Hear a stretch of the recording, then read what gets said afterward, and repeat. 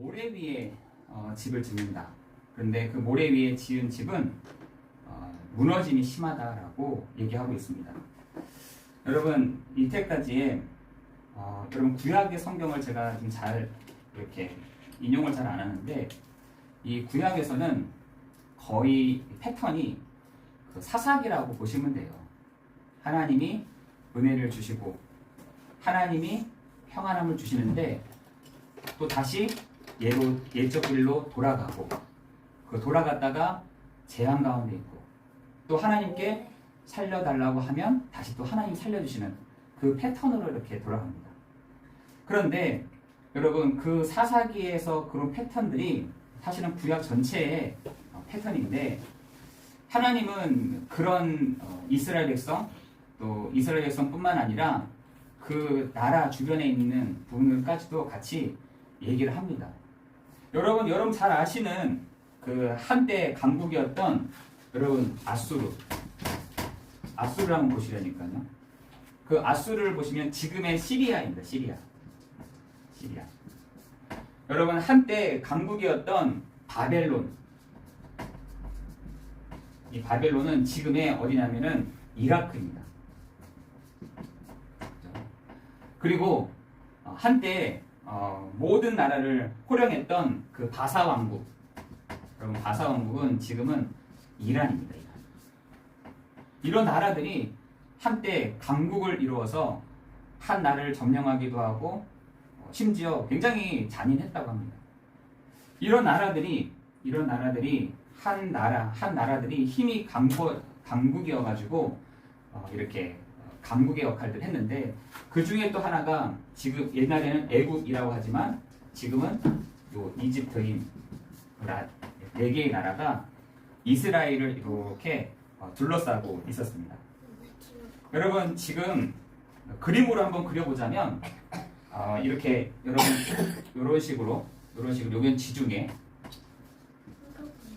여기가 이제 시리아, 여기가 이제 아수르죠.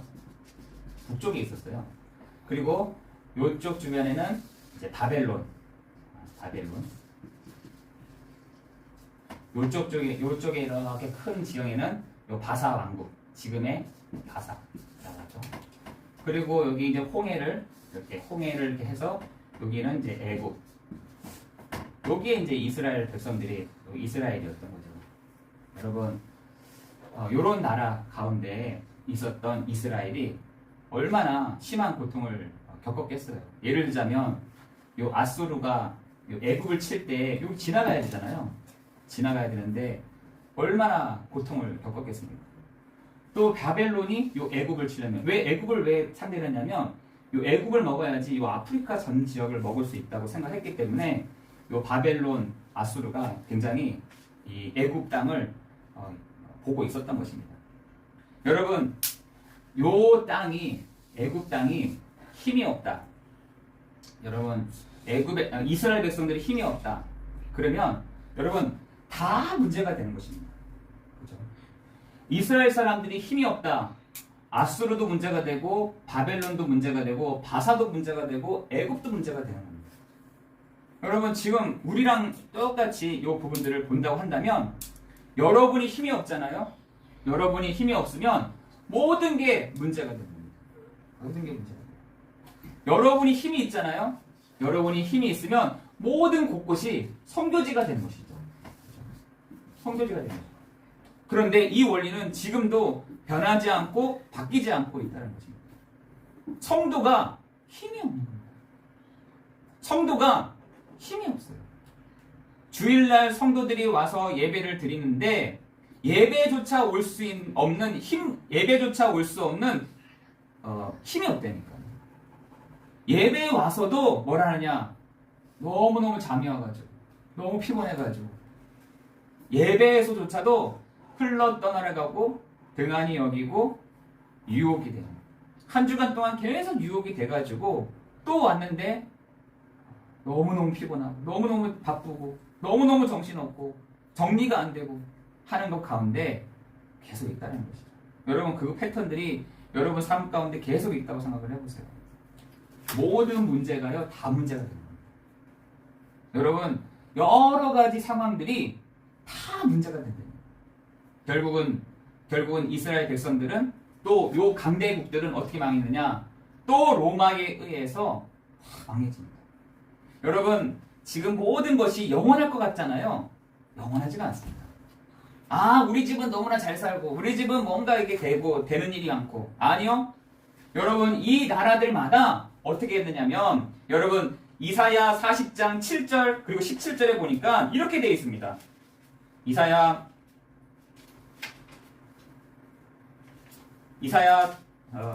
40장 17절에 보니까 푸른 마르고 꽃은 시듬은 여호와의 기운이 그 위에 붑니다.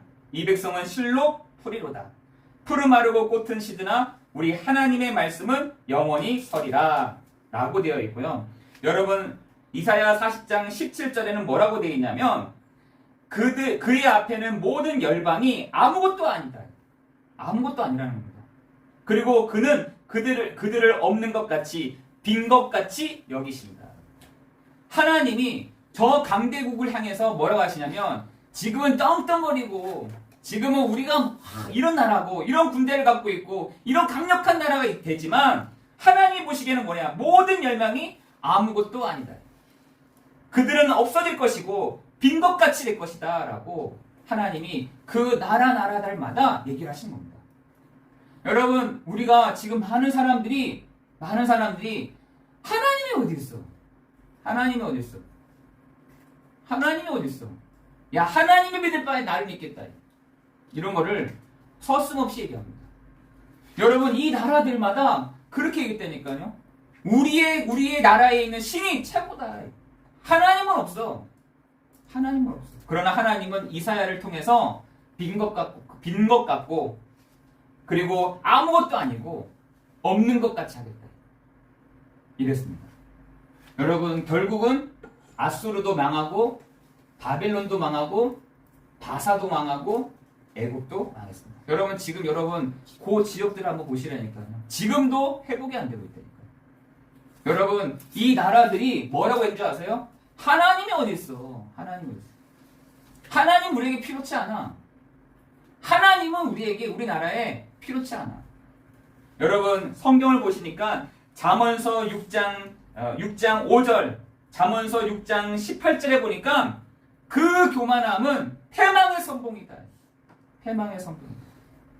여러분, 우리가 이 서론을 여러분 길게 하는 이유가 기억하시라는 거예요. 지금의 영광, 지금의 역사, 지금의 강국이라 할지라도 하나님 보시기에는 하나님이 어디 있어? 라고 하는 순간부터 하나님이 그 교만함으로 인해서 없는 것 같이 하겠고 비어있는 것 같이 하겠고 아무것도 아닌 것처럼 해나가시는 하나님이 지금도 회복을 못하고 있다니까요. 지금도. 여러분, 이게 구약의 역사인 것입니다. 여러분, 우린 지금 많은 사람들이 우리 집은 이래 저래 나는 이렇게 성공했어 저렇게 성공했어 하나님이 어디 있어? 하는 순간부터 여러분, 하나님이 그것을 없는 것 같이 하겠다라고 경고하십니다. 여러분, 우리에게 그 교만의 병이 뭐냐? 그 교만의 병이 하나님이 아닌 것이야. 하나님과 함께하기 싫어. 하나님이 어디 있어? 나한테 모여봐 하는 순간부터 하나님은 그것을 해나가실 것입니다. 여러분, 그래서 우리가 이 예배에서 우리가 큰 축복을 받아야 될 줄 믿습니다.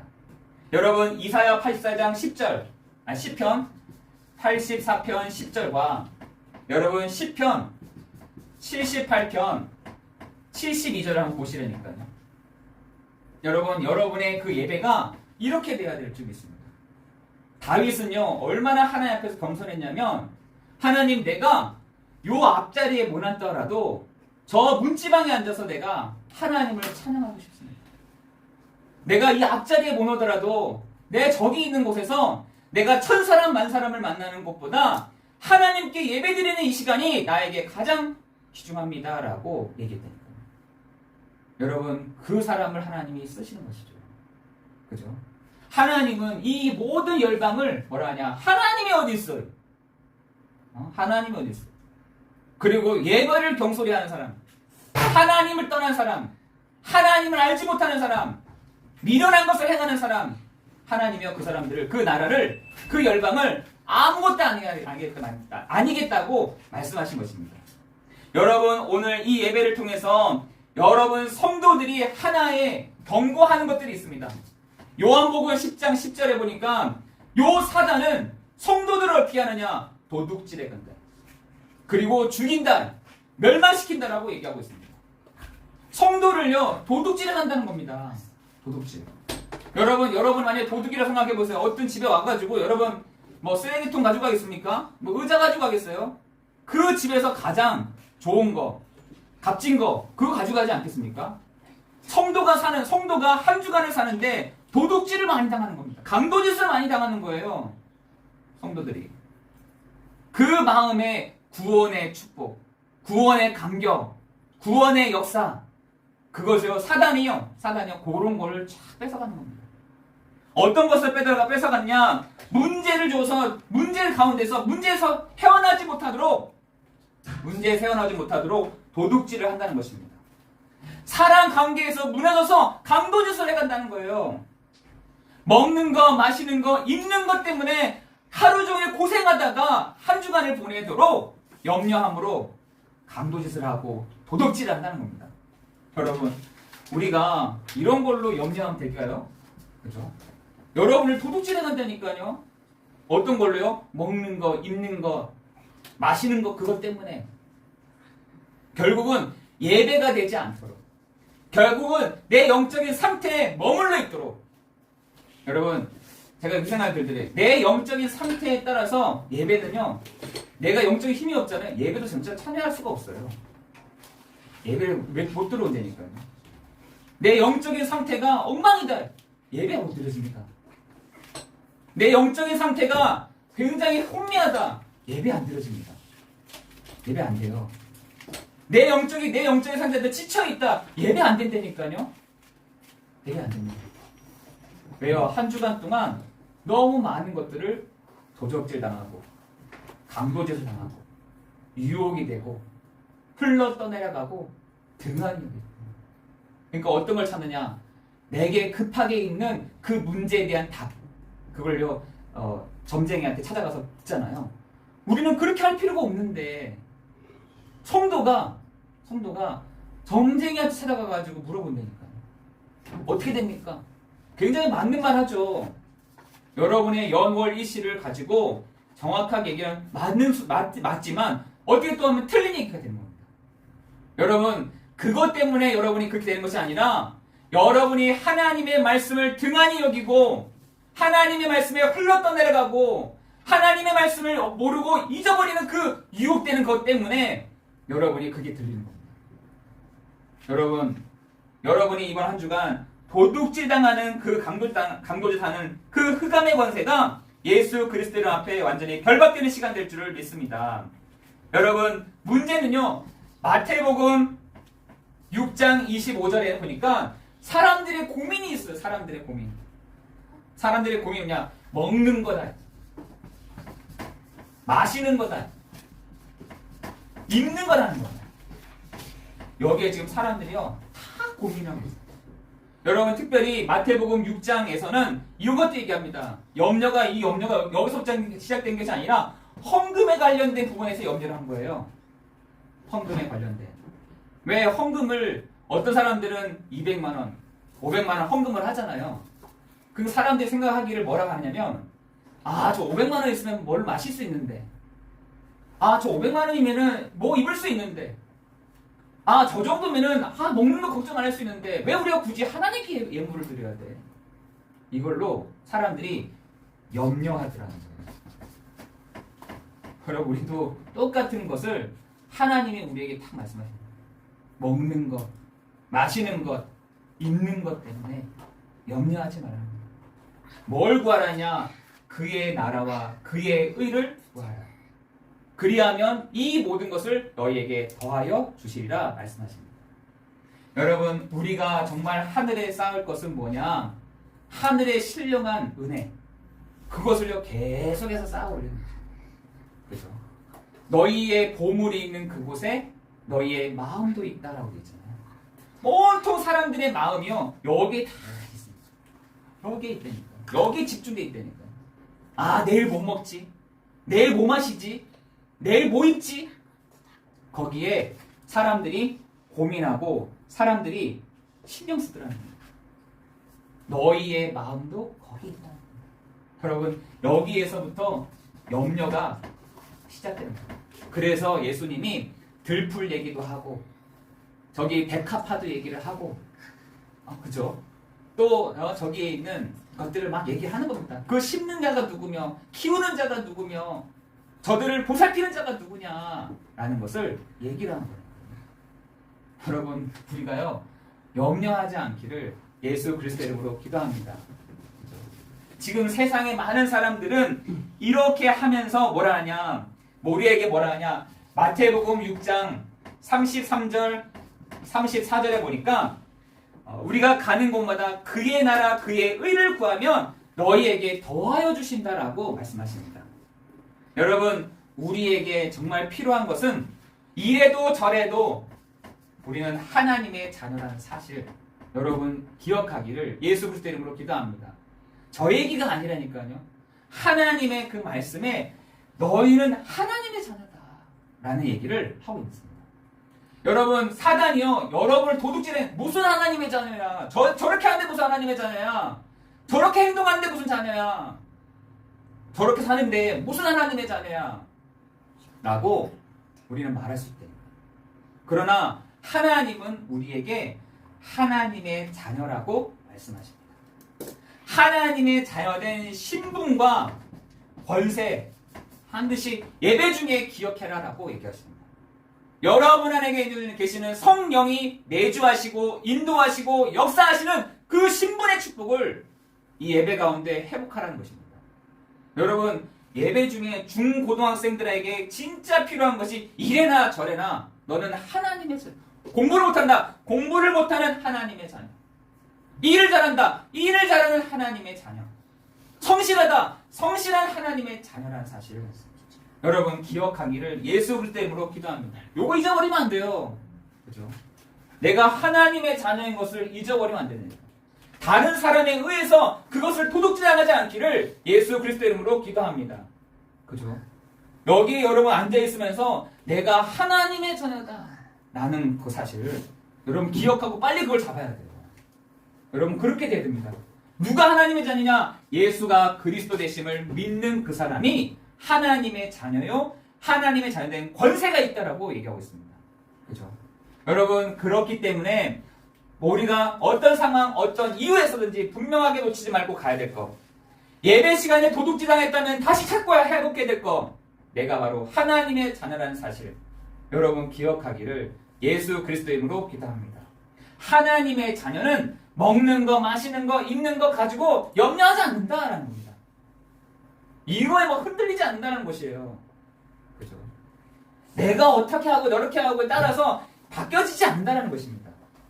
여러분, 변하지 않는 하나님의 자녀된 신분과 권세가 있다는 사실들을 여러분 기도하시기를 예수 그리스도의 이름으로 기도합니다. 하나님의 자녀는 뭐냐? 망하지 않는다라는 것이에요.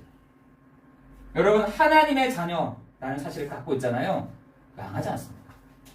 어떤 사람은 기도하는 사람은 망하지 않는다라고 하는데 저는 하나님의 자녀라는 사실을 비밀을 아는 사람은 망할 수가 없다라는 것이에요. 여러분 조금만 여기다가 하나님의 자녀인 요 조금만 뭘 보태면 되느냐? 여러분 성실하면 됩니다. 성실합니다. 어떤 성실함이요?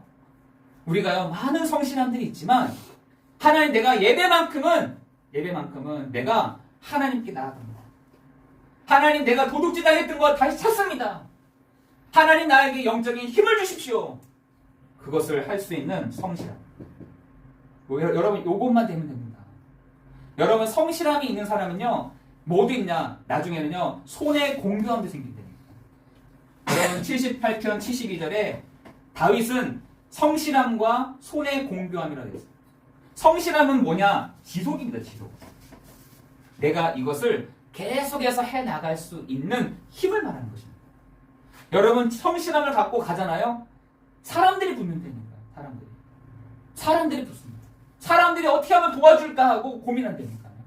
근데 지금 많은 어른들도 있잖아요. 성실함이 없는 사람들이 많더라고요. 성실하지 않아요. 그냥 내가 하고 싶은 대로 하고 내가 안 하고 싶으면 안 하는 것이고 내가 저기 가고 싶으면 가는 것이고 내가 안 가고 싶으면 안 가는 거예요.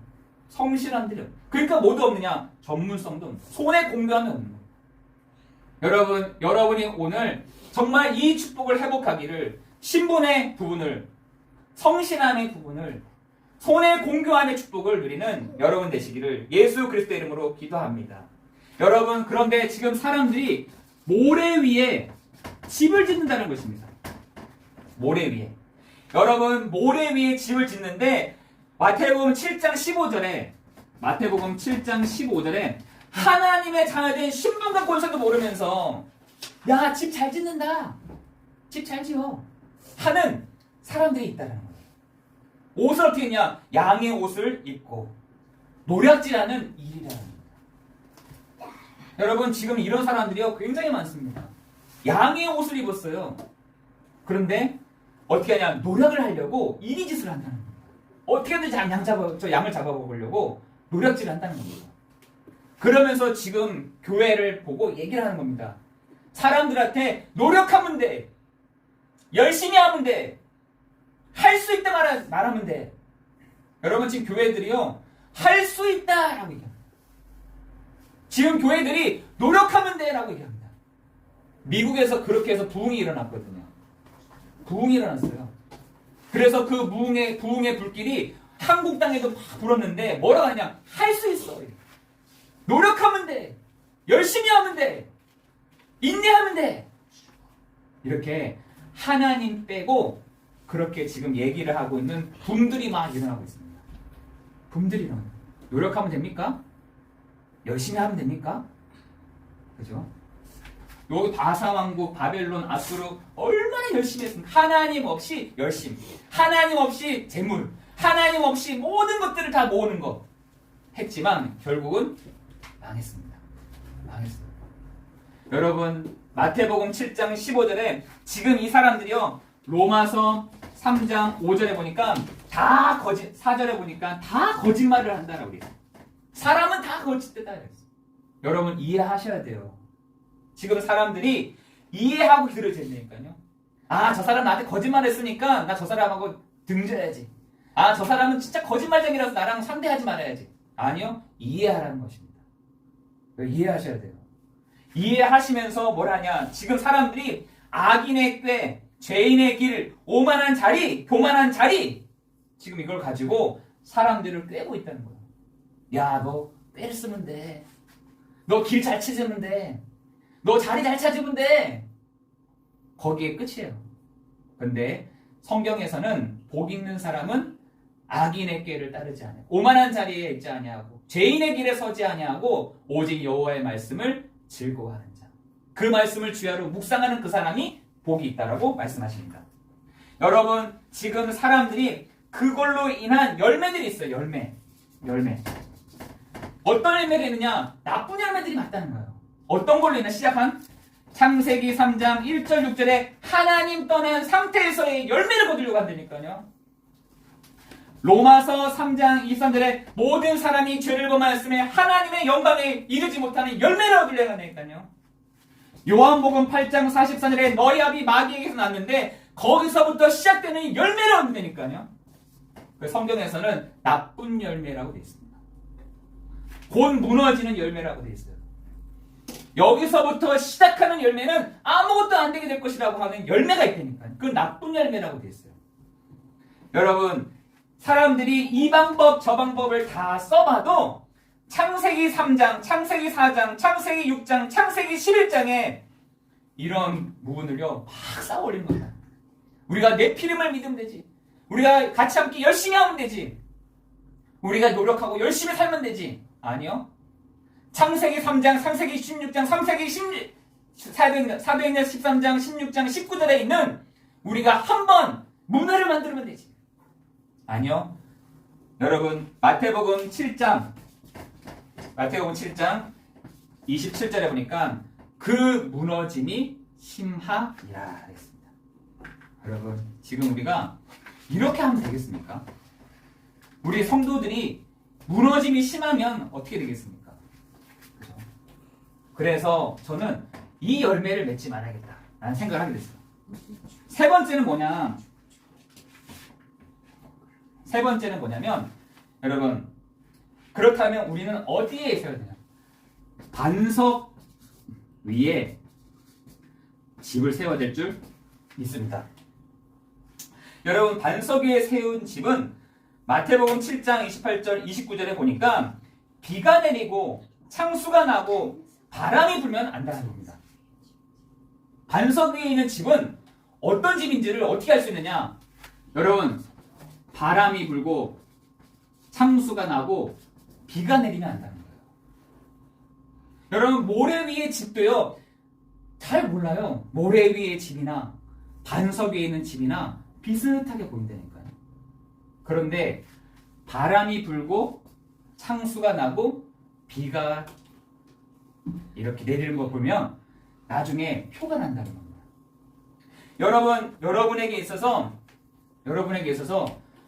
이런 문제, 저런 문제, 이런 상황, 이런 사람 만나죠.